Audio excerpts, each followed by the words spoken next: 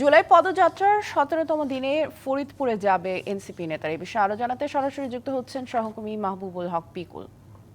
পিকুল, ফরিদপুরে এনসিপির সমাবেশকে ঘিরে নিরাপত্তা প্রস্তুতি কেমন দেখছেন জানাবেন। মাধ্যমে জানাতে চাই যে জাতীয় নাগরিক পার্টি এনসিপির সারা দেশব্যাপী কর্মসূচির আওতায় আজ কিন্তু সকালে ফরিদপুরের পদযাত্রা হওয়ার কথা ছিল, কিন্তু গোপালগঞ্জের যে অনাকাঙ্ক্ষিত ঘটনা, এই ঘটনার কারণে তারা শিডিউল একটু পরিবর্তন করছে। তারা 11টার সময় সার্কিট হাউসে আসবেন, 12টার সময় আমি যেখানে দাঁড়িয়েছি ফরিদপুর জনতা ব্যাংকের মোড়ে, এখানে তারা সমাবেশ করবেন। সমাবেশ শেষে তারা তাদের দলীয় কার্যক্রম, দলীয় অফিস উদ্বোধন শেষে তারা রাজবাড়ির দিকে রওনা হবেন। তো আমার সাথে এই সঙ্গে আছেন ফরিদপুরের এনসিপির যুগ্ম সম্পাদক এস এম জাহিদ। আমি তার কাছে জানতে চাইবো যে তাদের কর্মসূচিগুলি কি কি।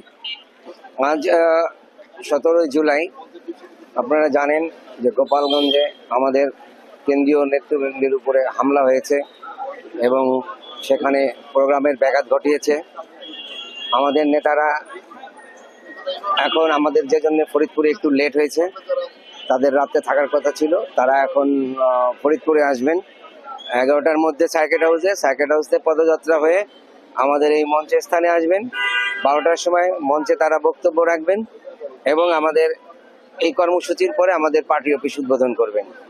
আর ফরিদপুরের শান্তি শৃঙ্খলা বাহিনী এবং স্থানীয় জনগণ এবং বিভিন্ন রাজনৈতিক আপনি শুনছিলাম যুগ্ম সম্পাদক এস এম জাহিদের কাছে।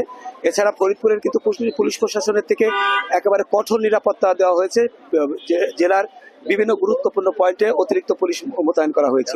তো আশা করছে পুলিশ প্রশাসনের পক্ষ থেকে একটা শান্তিপূর্ণভাবে এই সমাবেশ হবে। এই ছিল আমার কাছে সর্বশেষ ফরিদপুর সংবাদ। পিকুল, ধন্যবাদ আমাদের সাথে যুক্ত হওয়ার জন্য।